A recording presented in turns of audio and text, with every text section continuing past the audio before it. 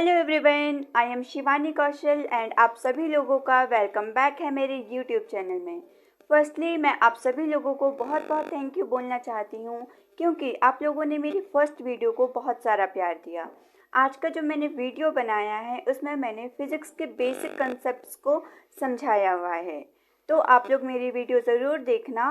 और ज़्यादा टाइम न लेते हुए मैं वीडियो को स्टार्ट करती हूँ। So let's start. आज का जो हमारा टॉपिक है वो बहुत ही इंटरेस्टिंग सा टॉपिक लिया है मैंने, जो कि फिज़िक्स का है। आज हम पढ़ेंगे फिज़िक्स के यूनिट 1 का chapter 1, that is physical world. ये बहुत ही इंटरेस्टिंग सा चैप्टर है। इसमें हम फिज़िक्स के बेसिक कॉन्सेप्ट्स को अंडरस्टैंड करेंगे और मैंने इसका पीडीएफ फाइल भी आपको डिस्क्रिप्शन बॉक्स में दे रखा है। आप वहाँ से इसकी पीडीएफ फाइल को डाउनलोड करके इसके नोट्स प्रिपेयर कर सकते हैं, सो दैट आपको पढ़ने के लिए और इजी हो जाए। और अगर अभी आप इस वीडियो को अच्छे से देखते हैं, ध्यान से सुनते हैं, तो आपको हर एक टॉपिक क्लियर कट अंडरस्टैंडिंग हो जाएगी उसकी। ज़्यादा टाइम ना लेते हुए मैं स्टार्ट करती हूँ। सबसे पहले पढ़ेंगे हम साइंस। साइंस होती क्या है? अब हम लोग बचपन से ही साइंस पढ़ते आ रहे हैं और आपको पता है कि जो भी चीज़ हम स्टडी करते हैं, जिस भी चीज़ के बारे में स्टडी करते हैं, हर एक चीज़ के पीछे साइंस होती है। और साइंस होती क्या है? साइंस एक ग्रीक वर्ड साइंटिया से डिराइव हुई है, जिसका मीनिंग होता है टू नो और नॉलेज। किसी भी चीज़ के बारे में जानना, किसी भी चीज़ के बारे में समझना, वो साइंस होती है। और अगर एक वर्ड में बोले तो साइंस इज नेचर। और साइंस की यहाँ पर एक प्रॉपर डेफिनेशन दी गई है, जो ये कहती है कि किसी भी चीज़ को, किसी भी ऑर्गेनिज्म को एक ऑर्गेनाइज्ड वे में, एक सिस्टमैटिक वे में और एक फॉर्मुलेटेड वे में पढ़ना, जो कि ऑब्जर्वेशंस, वेरिफिकेशंस एंड एक्सपेरिमेंट्स के थ्रू ऑब्जर्व की जाए। मान लीजिए आपके पास कोई भी चीज़ दी हुई है, तो सबसे पहले आप उस चीज़ को ऑब्जर्व करोगे, उसके ऊपर बहुत सारे एक्सपेरिमेंट्स परफॉर्म करोगे, सो दैट उसको वेरीफाई कर सकें। तभी उसको हम एक साइंटिफिक वे में पढ़ सकते हैं। और दूसरी बात आती है, हम लोग साइंस पढ़ते तो हैं, बट साइंस पढ़ने का मेन एम क्या है? हम साइंस क्यों पढ़े? तो साइंस पढ़ने का मेन एम ये होता है कि हमारा जो नेचर है और हमारे नेचर में जो नेचुरल फिनोमिनाज, नेचुरल एक्टिविटीज़ हो रही है, वो क्यों हो रही है, उसके बारे में जानना, वही साइंस का मेन एम है। नेक्स्ट हम पढ़ेंगे साइंस के ब्रांचेस के बारे में। तो साइंस के हमारे पास मेनली 3 ब्रांचेस हैं। First one is physics, second chemistry and third one is biology. तो अकॉर्डिंग टू फिज़िक्स, फिज़िक्स क्या होती है? फिज़िक्स अगर हम सिंपल भाषा में बोलें तो हमारे आसपास का जितना भी सराउंडिंग है, हमारा जो नेचर है, उन सब के बारे में स्टडी करना। वो हम किसके थ्रू स्टडी करते हैं? वो सारा हम फिज़िक्स के थ्रू स्टडी करते हैं। आप देखोगे आपको हर एक चीज़ में फिज़िक्स मिलेगी। तो everything around us is physics. और आप बोल सकते हैं the study of basic laws of nature is called physics. और सेकंड बात आती है हमारे पास केमिस्ट्री की। केमिस्ट्री क्या होती है? हमारे आसपास का जितना भी मैटर है, हमारे आसपास जितना भी मैटर एग्जिस्ट कर रहा है, उन मैटर्स की स्टडी करना, उसी को हम केमिस्ट्री बोलते हैं। अब मैटर क्या होता है? हमारे नेचर में जितनी भी चीज़ें एग्जिस्ट कर रही हैं, जो कुछ ना कुछ स्पेस ऑक्यूपाई कर रही है, जिसका वॉल्यूम है और जिस चीज़ को हम फील कर सकते हैं, वो सारा मैटर कहलाता है। उसके बाद आती है हमारे पास बायोलॉजी। अब बायोलॉजी क्या होती है? हमें अपनी लाइफ के बारे में स्टडी करना। आप बायोलॉजी से ही इसका मीनिंग समझ सकते हैं। Bio means life, logy means study. Then study of life, हमारी लाइफ के बारे में स्टडी करना, प्लांट्स एंड एनिमल्स की लाइफ के बारे में स्टडी करना इस बायोलॉजी। नेक्स्ट हम डिस्कस करेंगे फिजिक्स क्या होती है। अभी हमने ऊपर इसकी डेफिनेशन पढ़ ली, अभी हम इसके बेसिक प्रिंसिपल्स पढ़ेंगे। तो पूरी फिजिक्स 2 बेसिक प्रिंसिपल्स के ऊपर डिपेंड होती है। Firstly unification and second one is reductionism. तो यूनिफिकेशन क्या होता है? मान लीजिए आपके पास बहुत सारे इवेंट्स है, बहुत सारे इंसिडेंट्स हो रहे हैं नेचर में। अब आप चाहते हैं कि इन सारे इंसिडेंट्स को एक या दो लॉ के थ्रू ही समझ लें तो ईजी रहेगा। तो बहुत सारे फिनोमिनन्स को, बहुत सारे इवेंट्स को कलेक्टिव फॉर्म में पढ़ना यूनिफिकेशन कहलाता है। और इसकी प्रॉपर डेफिनेशन भी आप पढ़ सकते हो, study of number of events और इंसिडेंट्स और phenomenon studied by a single law is called unification. Next हम पढ़ेंगे यूनिफिकेशन के एग्जाम्पल्स। अब यहाँ पर देखिए यूनिफिकेशन को मतलब बहुत सारे ऐसे फिनोमिनन्स है जिसको हम सिंगल लॉ के थ्रू एक्सप्लेन कर सकते हैं। अब देखिए यहाँ पर मैंने लॉ ऑफ ग्रेविटेशन का एग्जांपल लिया है। अब लॉ ऑफ ग्रेविटेशन क्या क्या हमारे पास एक्सप्लेन कर रहा है। Firstly Apple falling on the ground, Apple tree से गिर रहा है, उसका भी पूरा फिनोमेना कौन एक्सप्लेन करता है, लॉ ऑफ ग्रेविटेशन। उसके बाद motion of moon, motion of planets, ये सारा हमारे पास कौन एक्सप्लेन कर रहा है, लॉ ऑफ ग्रेविटेशन। और उसके बाद मैंने दूसरा एग्जांपल लिया है इलेक्ट्रोमैग्नेटिज्म का।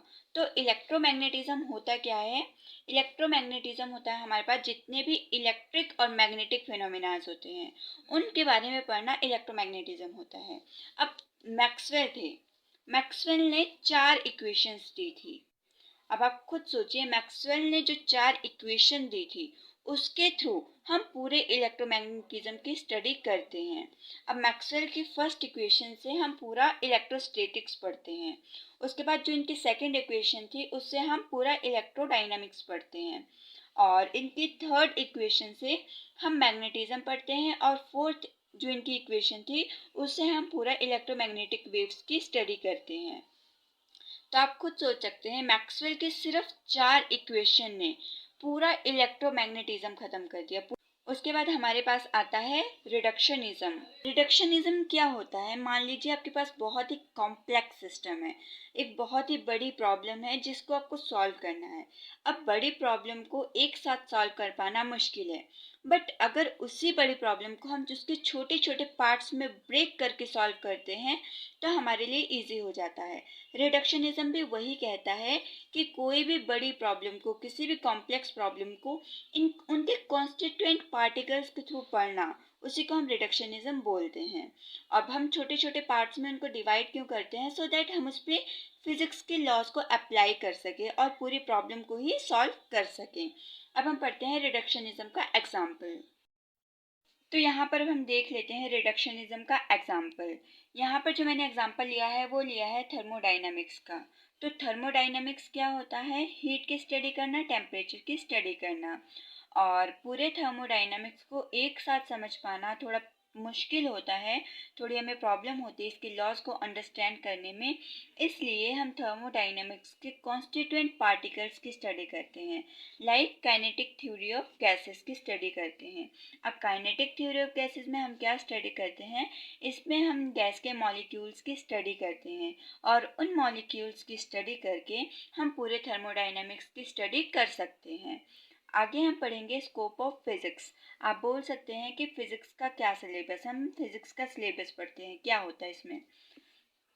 तो फिजिक्स एक बहुत ही बड़ी ब्रांच है खुद में, और इसके बहुत सारे मतलब बहुत ही बड़ी बड़ी ब्रांचेस को ये कवर करता है, like mechanics, thermodynamics, optics, relativity, nuclear physics, particle physics, इन सारी ब्रांचेस को फिजिक्स कवर करता है।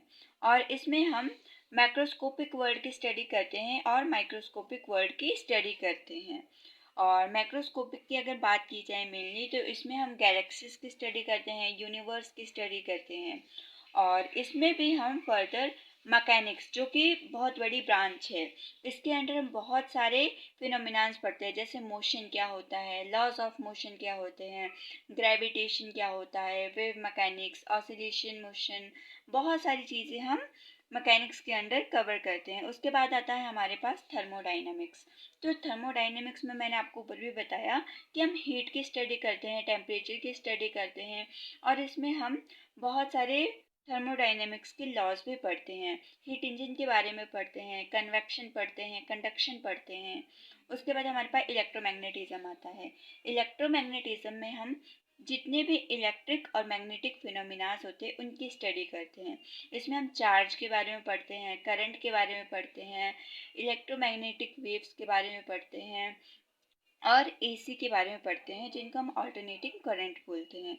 उसके बाद ऑप्टिक्स, ये भी बहुत बड़ी ब्रांच है। इसके अंडर हम बहुत सारी चीज़ें पढ़ते हैं, जैसे रिफ्लेक्शन, जिसमें हम मिरर्स की स्टडी करते हैं, रिफ्रैक्शन में हम लेंस की स्टडी करते हैं, और बहुत सारे डिवाइसेस की भी स्टडी करते हैं यहाँ पर, लाइक टेलीस्कोप, माइक्रोस्कोप, और उसके बाद हमारे पास आता है माइक्रोस्कोपिक वर्ल्ड। माइक्रोस्कोपिक वर्ल्ड में हम क्या पढ़ते हैं, हमारे नेचर में जितने भी छोटे छोटे पार्टिकल्स होते हैं, जितने भी स्मॉल पार्टिकल्स होते हैं, उनकी स्टडी करते हैं। लाइक एटम्स हो गए, न्यूक्लियस हो गया, न्यूट्रॉन्स हो गए, प्रोटॉन्स हो गए, सेमीकंडक्टर, ये सारा हम माइक्रोस्कोपिक वर्ल्ड के अंदर स्टडी करते हैं और हम इसको क्वांटम फिजिक्स भी बोलते हैं।